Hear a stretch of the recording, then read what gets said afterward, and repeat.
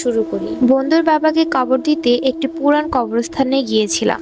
কবরের মাটি দেওয়ার সময় আমার একটা পা একটা গর্তে পড়ে যায়। তারপর আমি পা উঠাতে গিয়ে বুঝতে পারি এটা ছিল একটা পুরাতন কবর। পায়ে একটা হাড় ঢুকে পড়েছে। কোনো রকমে হাড়টা বের করে যা দেখলাম তাতে আমি অবাক না হয়ে পারছিলাম না, কারণ সেটি কোনো হাড় ছিল না, ওটা ছিল একটা হীরার আংটি। আংটিটাকে পকেটে রেখে বাড়িতে চলে আসলাম। রাতে ঘুমাতে যাওয়ার আগে আংটিটাকে একবার দেখে নিলাম। কবরের ভিতর আংটি কি করে আসতে পারে? মৃতকে তো আর আংটি পরিয়ে কবর দেবে না। এসব ভাবতে ভাবতে এক সময় ঘুমিয়ে গেলাম। গভীর রাত। আমি স্পষ্ট শুনতে পাচ্ছি কেউ একজন আমাকে ডাকছে, কিন্তু কি ডাকছে সেটা আমার জানা নেই। ভয়ে চোখ খোলার সাহস পাচ্ছি না। হঠাৎ আস্তে আস্তে চোখ খুললাম, কিন্তু কাউকেই দেখতে পেলাম না। বিছানা থেকে উঠে বসলাম। দরজার দিকে চোখ যেতেই আমি শিউরে উঠলাম। একটা কালো অবয়ব আমার দরজার সামনে দাঁড়িয়ে আছে, যেন একটা ছায়া, যার সারা শরীর থেকে ধোঁয়ার মতো কিছু বের হচ্ছে।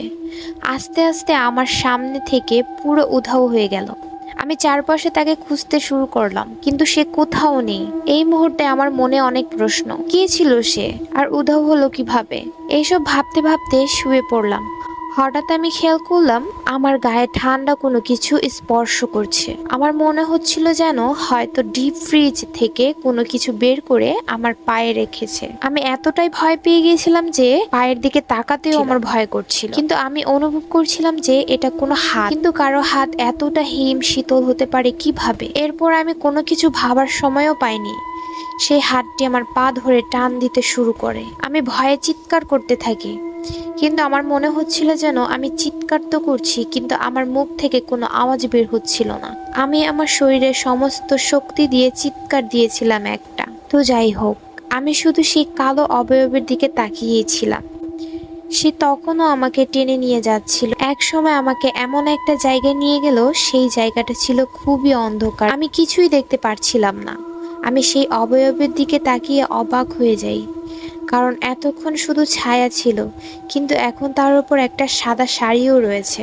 রয়েছে একটা মুখ, হয়তো কোনো মেয়ে। হঠাৎই মেয়েটি কান্না করতে শুরু করলো, অদ্ভুত ধরনের কান্না। মনে হচ্ছিল এমন কষ্ট লুকিয়ে আছে ওই কান্নায়, এমন কান্না হয়তো আমি আগে কখনো শুনিনি। কান্নাটা এতই তীব্র যে আমার মাথা ব্যথা করছিল। আমি মাথা ধরে বসে পড়ি।